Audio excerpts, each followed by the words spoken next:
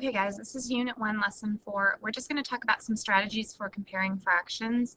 We'll talk about common denominators, common factors, greater than, less than symbols. So let's go over those greater than, less than symbols to start with. When you have a like or unlike denominator, it's fairly fast and fairly easy to determine whether you need to use the greater than symbol.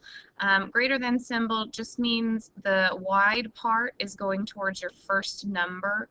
That's why they call it greater than. It could go either way, but know that the wide part's going towards the largest number, like this one right here that I just highlighted. Less than symbol, the smaller part of that symbol is going towards the small number. That's kind of how I remember it.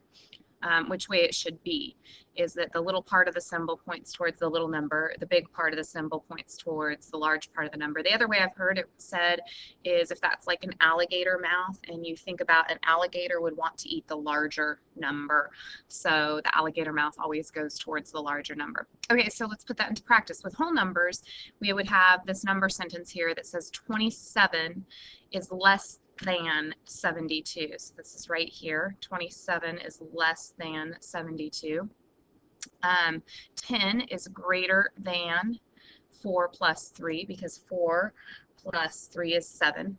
Okay, we could prove that using fraction bars, so that's just another way to prove it. But let's use those fraction bars to kind of show when we have a common denominator how that works. So when we have a common denominator, it means the denominator is the same number. Common denominator, same number. They're made from the same size of fraction.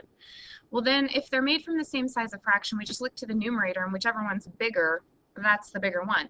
So you can see the example here with the fraction bars. 3/5 is less than 4/5 because 4/5 is 1/5 more than 3/5. Okay?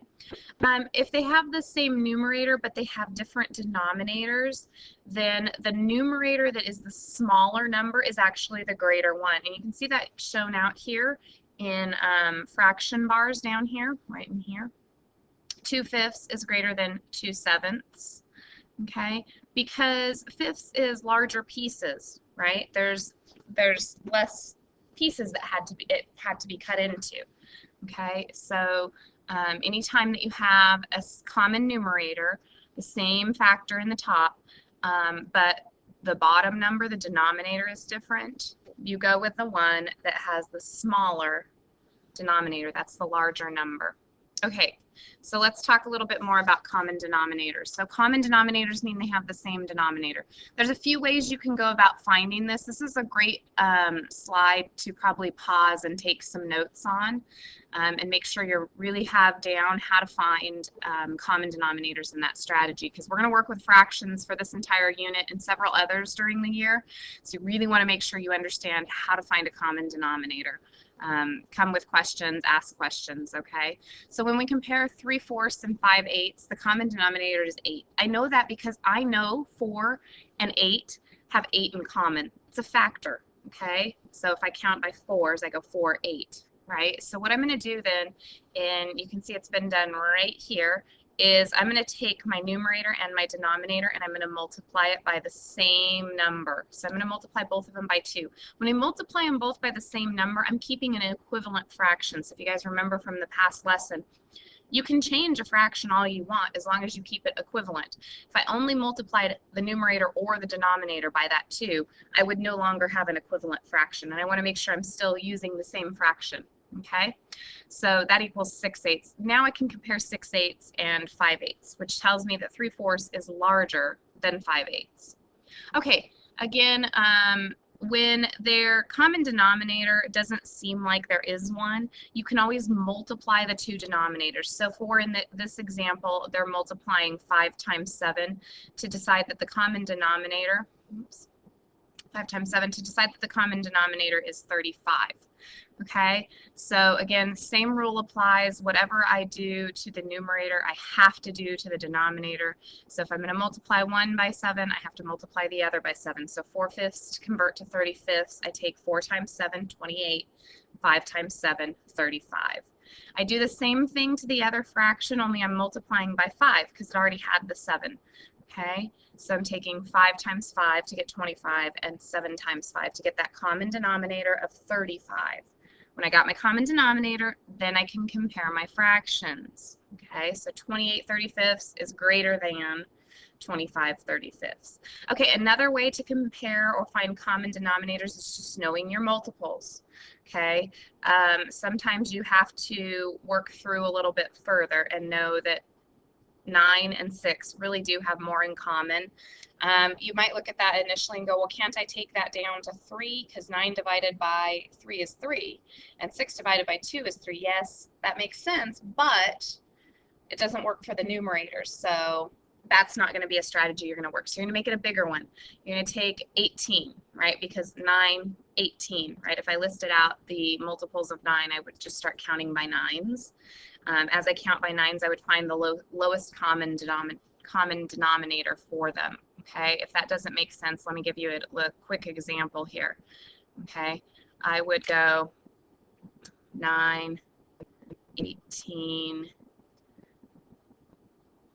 27. Okay, so multiples of 9, and then with 6, I would go 6, 12, 18, and as soon as I found that 18, I would know that I had a common multiple, a common denominator.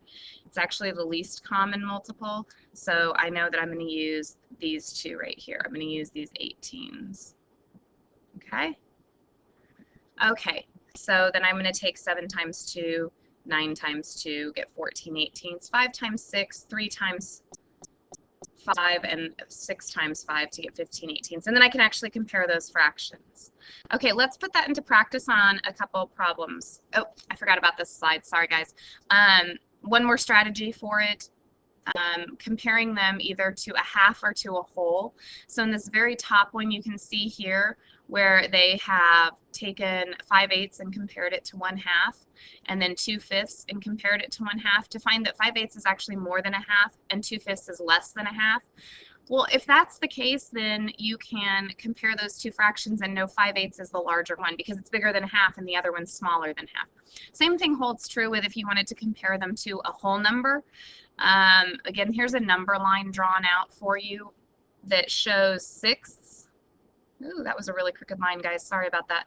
And one that shows sevenths. So you can kind of see between the sixths and the sevenths that when we've got 5/6 and 6/7 and we're trying to compare them, sevenths is a little bit less away from one whole, right? It's 1/7 away from one whole, and sixths are 1/6 away from being a whole, which means sixths are smaller. Okay, so the sixth is smaller. 5/6 is smaller than 6/7 because 6/7 is darn close to being an entire whole. Hopefully that makes sense. That's how we're comparing it. It's looking at it and going, that is just about an entire whole. And while 5/6 is very close to a whole, it's not as close. Okay, now we're ready to apply this. Okay, so remember, anytime that you have a common denominator already or a common numerator, it's a little bit faster. So I'm going to look for common numerator ones and common denominator ones, and I'm going to knock those out fast because that's just a strategy we can use. These two have the same, number one has the same numerator, so I can just look to that denominator. The one that's smaller is the larger one. So 5/8 is larger than 5/9. 1 and 1, 4, 1/4 is larger than 1/5 because that numerator is the same. So I look at the denominator, and the denominator that's smaller is the 1.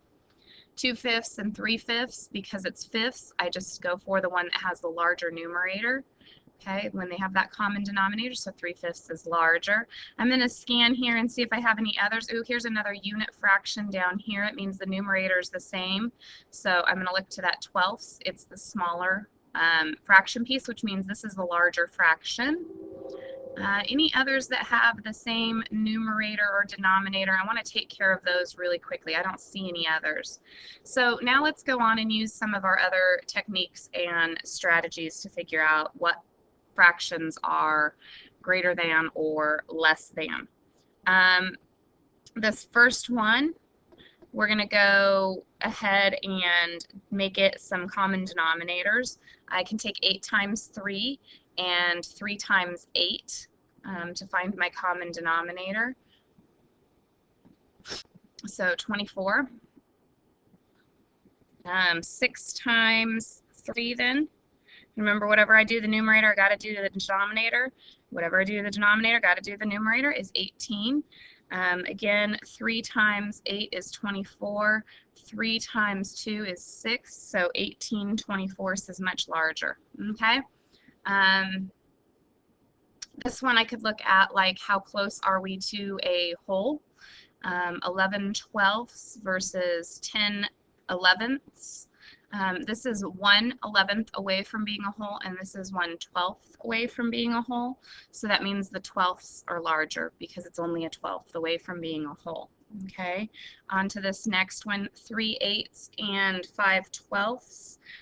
It's thinking about multiples of 8. So if I thought 8 times 2, 16. Oops, that didn't write. Sorry about that, guys. 16. 8 times 3 is 24. I'm pretty sure that that's already a multiple of 12. 12 times 2, right, is 24. And so just knowing some of my basic facts can make this go along a little bit faster. Let me grab my eraser and erase this old work here for you. Okay.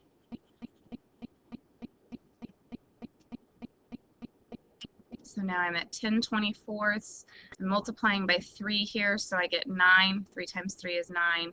24ths. 10 24ths is the greater one. Okay. Why don't you guys pause the video and see if you can pick any of 2 of these, and then come back and just check your answers and see how you're doing, okay? Okay, welcome back. I'm just going to run through the answers. If you guys have questions about these, we can go over them tomorrow in class. 5/12 is less than 4/7. 1/3 is less than 4/9. 1/4 is greater than 2/9. 7/10 is less than 11/15. And 12/25 is less than 51/100. We'll see you tomorrow in class to practice some more comparisons of fractions.